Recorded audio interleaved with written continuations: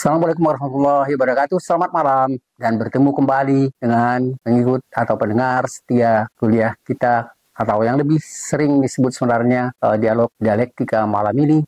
Dan dialog malam ini saya anggap sebagai satu dialog yang istimewa karena sengaja saya mengambil sedikit pembahasan tentang Wakil Presiden pertama Republik Indonesia, Dr. Muhammad Hatta. Sebenarnya masalah ini sudah menjadi pikiran bagi saya sejak misalnya mulai ada keputusan untuk mencalonkan Gibran Rakabuming Raka sebagai calon presiden Republik Indonesia. Dan itu menjadi satu pemikiran bagi saya dan membuat saya untuk ingat kembali pada kehebatan dan jasa-jasa besar dari Dr. Muhammad Hatta.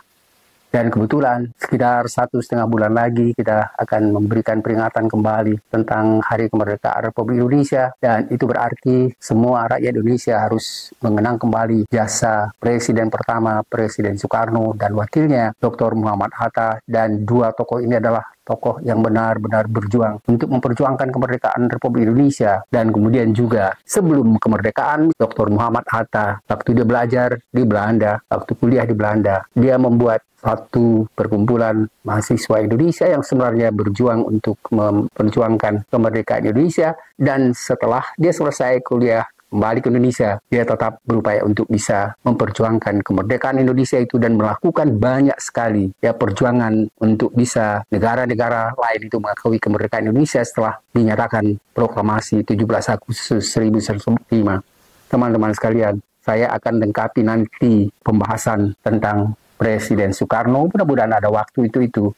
Dan saya minta maaf, malam ini saya mencoba untuk membahas lebih dahulu tentang jasa dari Dr. Muhammad Hatta sebagai Wakil Presiden pertama. Dan itu sebenarnya karena sering saya mencoba untuk melihat bagaimana misalnya ketokohan Dr. Muhammad Hatta, apalagi misalnya dibandingkan, dan mungkin memang tidak mungkin kita bandingkan dengan Rakabuming Raka, tapi mau tidak mau mereka mempunyai posisi dan tugas yang sama. Itulah sebenarnya yang membuat saya menjadi bahan pikiran terus. Apakah mungkin tugas wakil presiden dan presiden itu untuk selanjutnya bisa dijalankan seperti apa yang diharapkan oleh masyarakat Indonesia? Teman-teman sekalian, jadi tadi saya katakan bahwa Dr. Muhammad Hatta ini dia adalah sebenarnya lahir pada 13 Agustus 1902 di Kota Bukit Tinggi, kota yang sangat indah di Sumatera Barat. Itu adalah kota wisata, kota yang kalau di Pulau Jawa ini mirip dengan Bandung dan Bogor, ya, tempat yang termasuk sangat-sangat sejuk untuk ditinggali.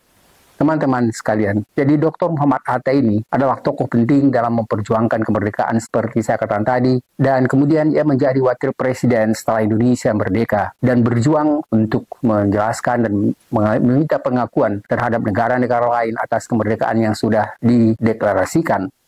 Teman-teman sekalian, saya sebenarnya ingin secara khusus di sini membicarakan tentang pemikiran Muhammad Hatta itu. Tentu tidak fokusnya pada bagaimana misalnya beliau dan para pejuang yang lain berjuang untuk memerdekakan Indonesia. Bukan itu yang ingin saya bahas pada malam ini, tetapi adalah model pemikiran yang dikemukakan oleh Dr. Muhammad Hatta dan bagaimana misalnya beliau menanamkan atau membuat dasar-dasar untuk perkembangan ekonomi Indonesia. Dan saya sebenarnya menganggap bahwa apa yang dikemukakan oleh Dr. Muhammad Hatta ini sebenarnya mirip sekali dengan apa yang sudah pernah dibicarakan dalam dialektika tentang satu negara yang sering sekali disebut sebenarnya menerapkan apa yang disebut dengan negara kesejahteraan. Teman-teman sekalian, saya yakin sekali bahwa Dr. Muhammad Hatta sebenarnya mempelajari hal-hal yang saya sebut tadi dengan ekonomi kesejahteraan, karena ekonomi kesejahteraan itu sendiri sebenarnya memang mulai sebenarnya dikenal di Eropa itu pada tahun 1944, dan itu berarti sebenarnya 1 tahun sebelum Indonesia merdeka. Di sana sudah mulai dibicarakan tentang apa yang kita sebut misalnya sebagai demokrasi atau ekonomi kesejahteraan, dan ekonomi kesejahteraan itu sebenarnya bertentangan dengan apa yang disebut selama ini bentuk ekonomi liberalisme. Apalagi kalau sekarang misalnya Indonesia sering sekali dikatakan bukan lagi misalnya menerapkan ekonomi kesejahteraan atau ekonomi yang disebut dengan ekonomi rakyat, kerakyatan, dan sering sekali istilahnya misalnya dalam bentuk koperasi. Teman-teman sekalian, jadi tadi saya katakan bahwa ekonomi yang dikemukakan oleh Muhammad Hatta sebagai ekonomi yang kita sebut tadi sebagai ekonomi kerakyatan itu, menurut saya sebenarnya sangat mirip sekali dengan apa yang kita sebut ekonomi kesejahteraan. Teman-teman sekalian, sekarang kalau misalnya kita mempelajari tentang ekonomi di negara-negara Eropa, umumnya mereka atau banyak sekali negara-negara itu misalnya yang menerapkan prinsip ekonomi kesejahteraan itu, seperti misalnya Belanda, Jerman, kemudian Belgia, Finlandia, dan beberapa negara lain yang mereka misalnya memberikannya negara kesejahteraan itu dan kemudian memberikan jaminan kehidupan, pendidikan, kesehatan, perumahan pada masyarakatnya, pada warga negaranya. Dan itu sebenarnya sangat-sangat sesuai dan relevan dengan apa yang kita sebut di Indonesia ini, dengan bagaimana negara harus memberikan, menjamin pendidikan, kesehatan, dan juga pada bagaimana tanggung jawab untuk memberikan bantuan pada masyarakat-masyarakat miskin. Teman-teman sekalian, jadi tadi saya katakan bahwa Soekarno dan Hatta itu memerdekakan Indonesia, memproklamirkan Indonesia pada 17 Agustus 1945, dan kemudian kemerdekaan Indonesia itu memberikan kesempatan yang sangat baik, dan saya pikir memang ini adalah satu jasa besar, bukan hanya Soekarno dan Hatta, dan banyak sekali pemimpin-pemimpin lain yang memang sama-sama berjuang untuk memerdekakan Indonesia. Pada dialektika malam ini, seperti saya katakan tadi, menelusuri pemikiran ekonomi Muhammad Hatta dengan negara kesejahteraan kalau di Eropa, sepertinya sudah mulai dikembangkan dan dibahas. Seperti saya kemukakan tadi, pada tahun 1994 itu mulai muncul gagasan tentang negara kesejahteraan itu dari salah seorang pemikir yang namanya adalah William Temple. William Temple ini sebenarnya sudah saya singgung sedikit pada waktu ada diskusi dialektika tentang negara kesejahteraan. Dan teman-teman sekalian bisa kembali misalnya ulangi untuk melihat apa yang dibicarakan dan dibahas pada ekonomi kesejahteraan yang bertolak dari pemikiran William Temple itu. William Temple ini adalah salah seorang ekonom Inggris, dan kemudian tadi saya katakan bahwa sebelumnya Dr. Muhammad Hatta itu memang belajar ekonomi di Belanda. Dan itu kotanya sebenarnya saya awalnya saya anggap di kota Amsterdam, ternyata tidak, di Rotterdam. Rotterdam itu memang ada satu sekolah tinggi bagian apa, kalau di Indonesia fakultasnya itu adalah fakultas ekonomi, dan itu memang salah satu fakultas yang sangat bukan hanya untuk Eropa, tapi itu banyak dikenal, dan banyak sekali misalnya dari Amerika Serikat juga belajar ekonomi ke Universitas Erasmus di Rotterdam. Ya, tokoh ekonomi kita juga seperti misalnya Sumitro, atau juga dulu ada menteri yang juga sebenarnya belajar ekonomi di Rotterdam, di Erasmus University, dan kebetulan saya juga sebenarnya sempat melakukan riset disertasi saya di Erasmus University itu juga.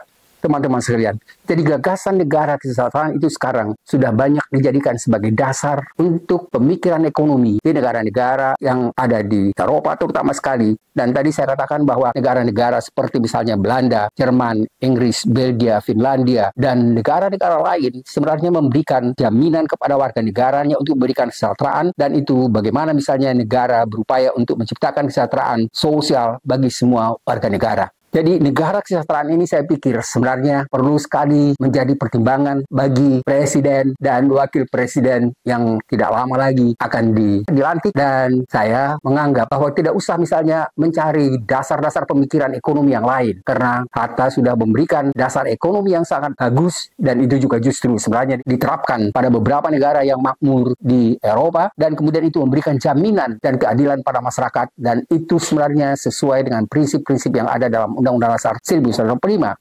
Teman-teman sekalian, jadi saya pikir perlu sekali diperhatikan daripada misalnya sekedar hanya memikirkan bagaimana untuk memberikan makan pada sekian puluh juta anak-anak, atau misalnya memberikan susu gratis. Saya pikir itu terlalu sederhana untuk menjadi satu pemikiran ekonomi, dan bagaimana misalnya pemikiran ekonomi yang seperti itu untuk memberikan jaminan masyarakat atau perkembangan anak-anak yang lebih memiliki kecerdasan atau IQ yang lebih tinggi. Apalagi kalau misalnya kita ambil atau ditentukan misalnya bentuk ekonomi yang lain yang lebih misalnya memungkinkan memberikan kesejahteraan pada masyarakat. Teman-teman sekalian, saya yakin sekali sebenarnya kalau Indonesia ini dan pemerintahnya memang benar-benar mau dengan kekayaan alam dan juga sumber daya manusia yang banyak itu bisa sebenarnya, dan tidak akan terlalu sulit untuk menciptakan satu negara Indonesia yang memiliki kesejahteraan dan keadilan secara ekonomi dan keadilan yang lain. Teman-teman sekalian, konsep ekonomi Hatta sering disebut tadi saya katakan seperti ekonomi kerakyatan, atau juga disebut sebagai demokrasi ekonomi. Jadi demokrasi ekonomi yang berakibat pada beberapa poin utama dari konsep ekonomi yang dikembangkan oleh Muhammad Hatta itu antara lain, yang pertama adalah koperasi sebagai pilar ekonomi, dan Hatta sangat mendukung pengembangan koperasi sebagai bentuk utama dari organisasi ekonomi rakyat. Menurut Hatta, koperasi adalah alat untuk memberdayakan ekonomi rakyat dan menghindari eksploitasi oleh kapitalisme yang berlebihan. Koperasi dianggap sebagai cara yang mampu menciptakan keadilan sosial dan ekonomi dengan mendistribusikan keuntungan secara adil di seluruh anggota masyarakat. Teman-teman sekalian, saya bagian pertama ini hanya baru menjelaskan sedikit secara ringkas tentang salah satu poin pertama yang utama untuk konsep ekonomi yang dikemukakan Muhammad Hatta tadi, yaitu tentang ekonomi sebagai koperasi, dan koperasi itu ditempatkan sebagai pilar ekonomi kerakyatan. Teman-teman sekalian, pada bagian pertama ini kita sangat dibatasi waktu, dan mudah-mudahan nanti pada bagian kedua kita akan melanjutkan tentang ekonomi yang kita sebut tadi dengan ekonomi rakyat itu.